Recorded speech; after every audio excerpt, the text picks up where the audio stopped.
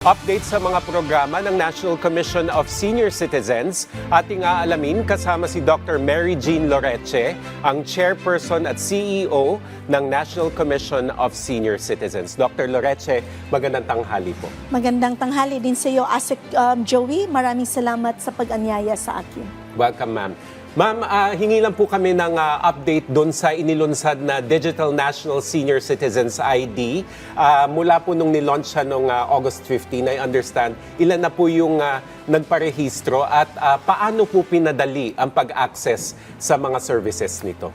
Una sa lahat, meron tayong 231,600 senior citizens that has access the eGov PH na para sa ating digitalized senior citizen. On top of the 1.2 million who are already registered there.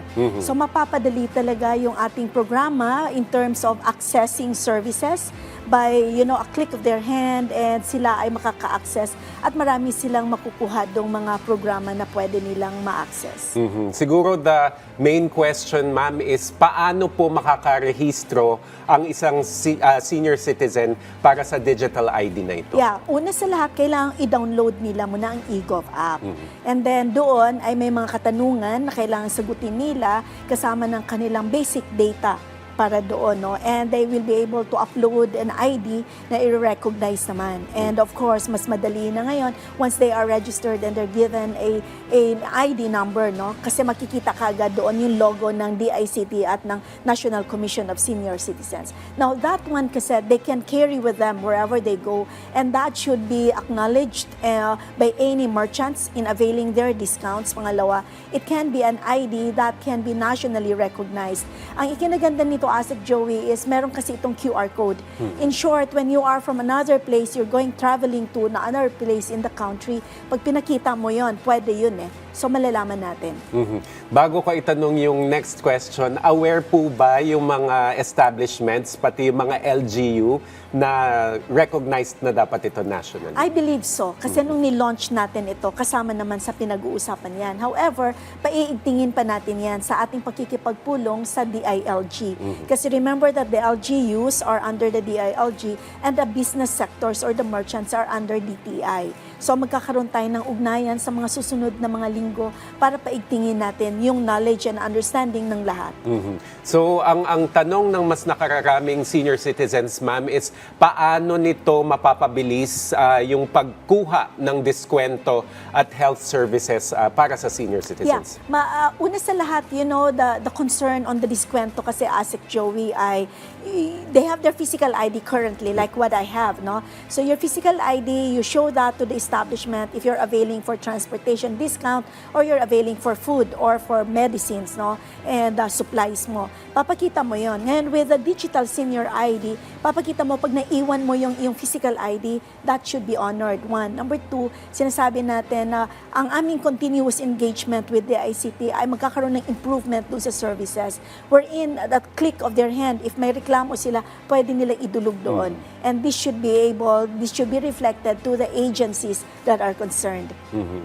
Paano naman po, ma'am, yung mga senior citizen na walang smartphone? At paano kung hindi po malakas yung internet signal sa lugar? Napakaganda nung ating katanungan na yan, no? At una, sabihin ko to na, syempre, may magkakaroon tayo ng mga booth sa mga major establishments or sa regional offices natin para matulungan sila na sila ay maka-access niyan. Pangalawa, picturean lang nila yon. Pwede naman yun i-print at pwede ding maging physical ID na lang na dala-dala nila.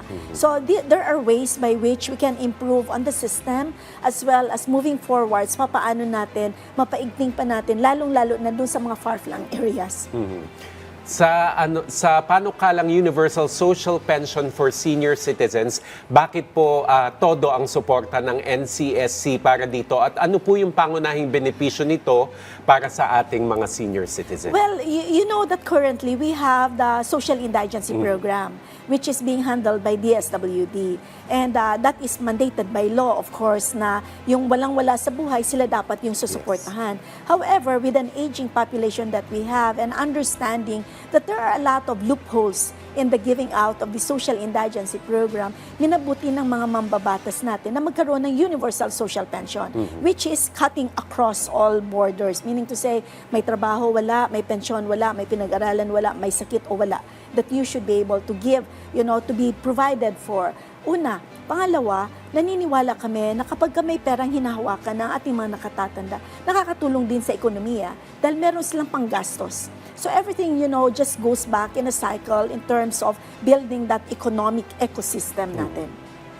Sa tingin nyo, gaano kalaki po yung tulong ng pagkakaroon ng universal social pension sa welfare ng ating senior citizens, lalo na po yung mga nasa probinsya? Yeah, malaking tulong yun sa kanila. Kasi kahit papaano, buwan-buwan, alam nila na may matatanggap sila. They can allocate that. Do you know that the culture of the Filipino families, yung ating mga older persons, nagbabantay, nag-aalaga ng mga kabataan, the grandkids, no? And it would help, especially in providing kahit na kukonti man lang itong amount na to.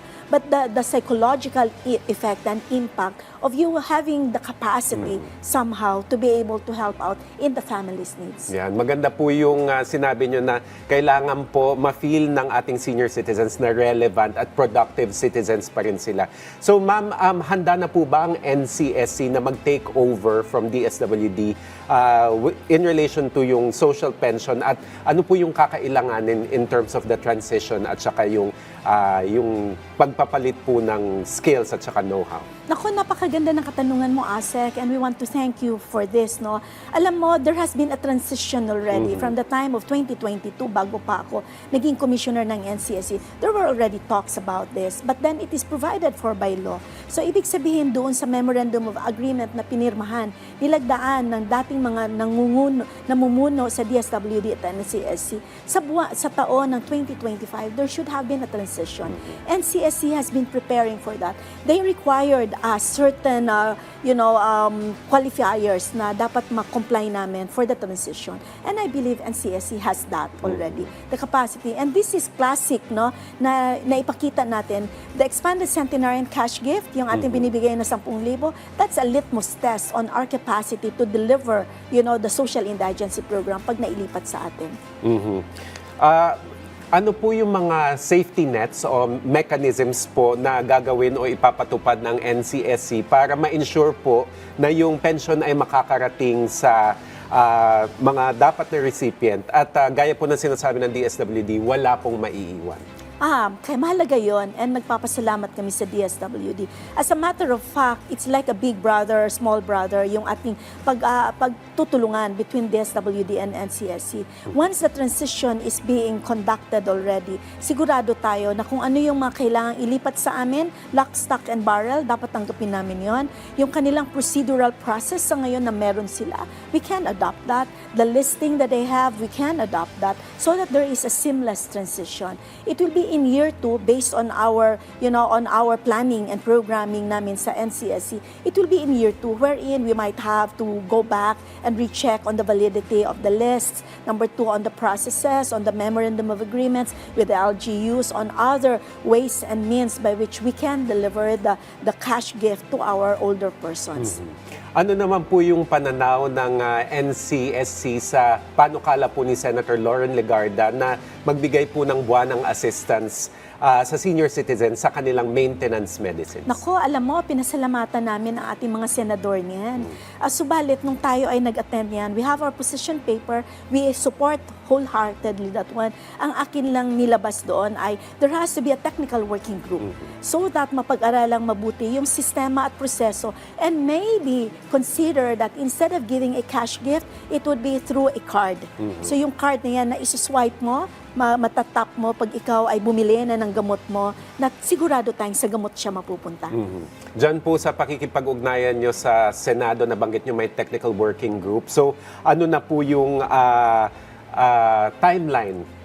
Malapit na po ba nating ma-implement ito o work in progress pa rin? I believe it's a work in progress kasi nag-unang hearing pa lang naman tayo 2 weeks ago. And yun nga, ang ating pinarating sa ating mga butihing mga senador, magkaroon ng technical working group. And kailangan yun mapag-usapan ng mabuti so that we would be able to do all the necessary systems and processes. Madali yan pag may sistema and proseso. Nabanggit nyo kanina, ma'am, yung pagbibigay po ng cash gift o assistance sa ating senior citizens. Pwede nyo po bang ibahagi sa amin kung paano isinagawa at naging matagumpay ang pamamahagi ng cash gift, lalo na po sa mga nakatira sa malalayong lugar na umabot na sa higit 1 billion pesos po yung Yes, naibigay? totoo po yun, ASEC. Una sa lahat, yung sinasabi ko lagi, ang process. So we have the process in place. Our people, every regional offices are trained. And then we have regular meetings. So validated and verified yung lists natin. At ang pondo binababa natin sa regional offices natin. And we have liquidation as per required by COA. At very regular yung ating pagsusubaybay at nakatutok tayo dyan. And so I believe na yung mga tao natin, ang actual nagbibigay nito it's not being coursed through anywhere. Neither is it being through any Paymaya or GCash. Alam mo, tuwang-tuwa ang mga nakatatanda pag binibilang mo yung pera sa harapan nila at nahahawakan nila. Again, there's a psychological effect on it. Kaya naniniwala ako na sa aming very successful implementation of the expanded centenarian, we can actually duplicate that process with the social indigency program. Nabanggit nyo, ma'am, na may regular monitoring tapos may liquidation din. Pero nalalaman nyo ba kung talagang nag-i-improve ang buhay kahit papano ng ating senior citizens na nakakatanggap ng cash gift? Sa ngayon, dahil bago yung programa, so we just launched it February 26. As a matter of fact, the President was there. It was done in Malacanang. And nakita natin na napakaganda ng response because our people on the ground, lalong-lalo na yung mga tumanggap, pambili ng gamot nila, pagkain. Yung iba nga sinasabi pa, tinatago sa bangko para daw meron pa silang madukot. But eventually, with the monitoring and evaluation that we are going to conduct in the succeeding months, then we will be able to feel the impact on the ground. But so happy to say na masaya talaga yung ating mga older persons dahil na-realize nila, mahal pala sila ng ating gobyerno. Pero meron ba kayong na-encounter, ma'am, na challenges sa pagpapatupad ng Expanded Centenarian Act? Oh, At yeah. paano nyo po ina-address Oh yeah, ito? lalo na yung mga malalayong lugar wherein, dagat at bundok yung tatahakin at yung ating mga tao, iilan lang naman yan sila. But so far kasi with our very close collaboration and coordination with other national government agencies, for example, the Coast Guard, they offer us their services pagdala ng ating tao at nung kaperahan natin. Ang PNP natin, binibigyan nila ng security yung ating mga kababayan. Ang mga local government units, sila mismo nagbibigay ng mga sasakyan at mga kasamang tao. So I believe this again showcases the whole of government approach. Pero paano, ma'am, yung sa mga hindi pa po nakakatanggap ng benepisyo, paano po sila makaka-avail o saan sila mag-a-apply? Yes, tuloy-tuloy ang pagtanggap natin ng kanilang application. Pwede silang dumulog sa kanilang OSCA or LGU for their local social welfare development offices. Doon yan, ipaprocess yan. At ang ating mga tao sa regional offices naman ay nakikipag-collaborate. Once na-clear na yung kanilang mga requirements, ipapasa sa ating central office. We do validation and verification, even cross-referencing on the data na walang duplication. Minsan matalino nandun sa kunyari sa Region 10 mag-a-apply naman ulit sa Region 1. So we need to do cross-referencing. Meron palang ganun. Siguro bilang panghuli na lamang, ma'am, mensahe na lamang po sa ating mga senior citizen na nanunood at nakaantabay sa mga programa ng inyong ahensya para mas maging produktibo po ang kanilang buhay. Maraming salamat, ASEC, sa pagkakataon na ito. Kung titingnan po natin, ang National Commission of Senior Citizens ay ginawa po na isang ahensyang tututok sa pangangailangan ng ating mga nakatatanda. Hindi lang po cash benefit ang nakaumang para sa inyo, aming mga mahal na nakatatanda. May mga programa po tayo sa pangkalusugan at pangkabuhayan at tayo nagpapasalamat sa ating Pangulo sa kanyang walang humpay na suporta sa ating komisyon na maibigay ang para dapat sa ating mga nakatatanda. Alright, maraming salamat po sa inyong oras. Dr. Mary Jean Loreche, ang Chairperson at CEO ng National Commission of Senior Citizens. Thank you, ma'am. Thank you. Thank you.